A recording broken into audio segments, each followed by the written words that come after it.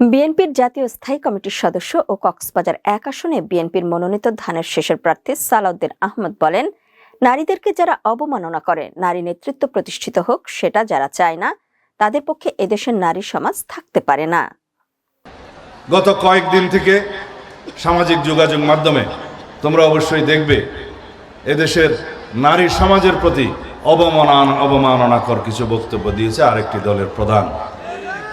নারীদেরকে যারা অবমাননা করে, নারী নেতৃত্ব প্রতিষ্ঠিত হোক, সেটা যারা চায় না, তাদের পক্ষে তো এই দেশের নারী সমাজ থাকতে পারে না। সারা দেশে প্রতিবাদের মিছিল, প্রতিবাদের ঝড় উঠছে, কারণ তারা নারীদেরকে ঘরে আবদ্ধ রাখতে চায়, কর্মস্থলে দিতে যেতে চায় না, কর্মঘণ্টা কমানোর কথা বলছে যাতে নারীদের কর্মসংস্থান না হয়। তারা বলছে তাদের দলের নেতৃত্বে কখনো নারী আসবে না। তাহলে আমরা গণতন্ত্রের কথা বলছি কেন? সাম্যের কথা কেন বলছি? যে জন্য এই সাম্য বৈষম্যহীন গণতান্ত্রিক সুবিচারের রাষ্ট্র বিনির্মাণের জন্য মুক্তিযুদ্ধ সংগঠিত হয়েছিল, ছাত্র গণ অভ্যুত্থান হয়েছে, তাহলে কি তারা তার বিপরীতে দাঁড়িয়েছে? আমরা দেখেছি জাতীয় সংসদে আগামীতে সরাসরি প্রতিদ্বন্দ্বিতার জন্য আমরা আমাদের দলের পক্ষ থেকে অনেক মহিলাদেরকে মনোনয়ন দিয়েছি, কিন্তু সেই দল একজন নারীকেও জাতীয় সংসদের সরাসরি প্রতিনিধিত্বের জন্য মনোনয়ন দেয়নি। তাদের কর্মকাণ্ডে বোঝা যায় তারা এই দেশের নারী সমাজকে ঘরে আবদ্ধ রাখতে চায়। তারা তাদের অগ্রগতি চায় না, প্রগতি চায় না, তাদের সমৃদ্ধি চায় না, তাদের মর্যাদা দিতে চায় না। এটা মধ্যযুগীয় ভাবনা। আমাদের দেশে যেমন জনসংখ্যার অর্ধেক নারী, পৃথিবীর প্রায় সকল দেশেই তাই। এই অর্ধেক জনসমষ্টিকে পিছিয়ে রেখে, অন্ধকারে রেখে কোনো দেশ পৃথিবী এগিয়ে যেতে পারে না। বলেন, সামাজিক যোগাযোগ মাধ্যমে একটি দলের প্রধান নারীদের নিয়ে অবমাননাকর বক্তব্য দিয়েছে, যেটা নিয়ে সারা দেশে প্রতিবাদের ঝড় উঠেছে। আমরাও এই বক্তব্যের প্রতিবাদ জানাই। ২ ফেব্রুয়ারি সকালে পেকুয়া শহীদ জিয়াউর রহমান উপকূলীয় কলেজ মাঠে পেকুয়া উপজেলা ছাত্রদল আয়োজিত মৌলভী সাইদুল হক স্মৃতি কুইজ প্রতিযোগিতার পুরস্কার বিতরণ অনুষ্ঠানে প্রধান অতিথির বক্তব্যে তিনি এসব কথা বলেন। সালাউদ্দিন আহমদ বলেন, যারা এই অবমাননাকর বক্তব্য দিয়েছে তারা নারীদের ঘরে আবদ্ধ করে রাখতে চায়, কর্মস্থলে যেতে দিতে চায় না। তারা নারীদের কর্মঘণ্টা কমিয়ে দেওয়ার কথা বলছে, যাতে নারীদের কর্মসংস্থান না হয়। অথচ এদেশের সাম্য বৈষম্যহীন ও গণতান্ত্রিক সুবিচারের রাষ্ট্র বিনির্মাণের জন্য মুক্তিযুদ্ধ ও ছাত্র গণ অভ্যুত্থান সংঘটিত হয়েছিল, কিন্তু একটি দল তার বিপরীতে দাঁড়িয়েছে। তিনি আরো বলেন,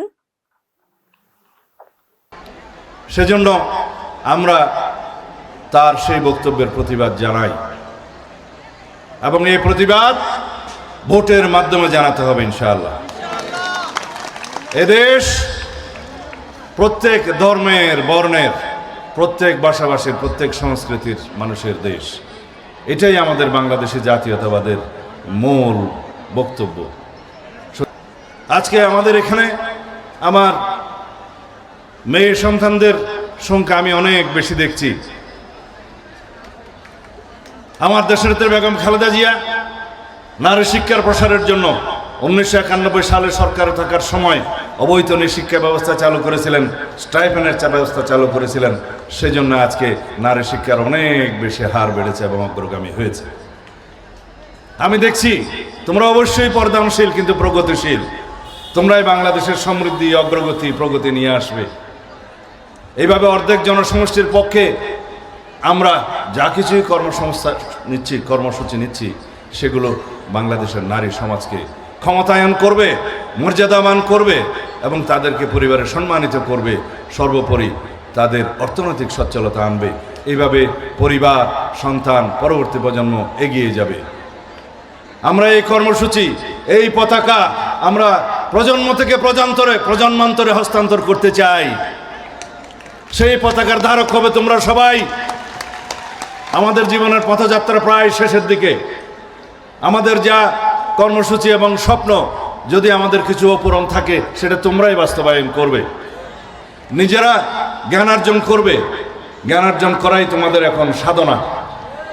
নিজেদেরকে প্রস্তুত করবে, নিজেদের জন্য, পরিবারের জন্য, দেশের জন্য সম্পদ হিসেবে নিজেকে গড়ে তুলবে। উপস্থিত ছাত্রছাত্রীদের উদ্দেশ্যে সালাউদ্দিন আহমদ বলেন, দেশনেত্রী বেগম খালেদা জিয়া এদেশের নারী শিক্ষার প্রসারে অবৈতনিক শিক্ষা ব্যবস্থা চালু করেছিলেন বলেই আজ নারী শিক্ষার হার অনেক বেড়েছে। আজকের ছাত্রছাত্রীরাই আগামীর বাংলাদেশের অগ্রগতি, প্রগতি ও সমৃদ্ধি নিয়ে আসবে।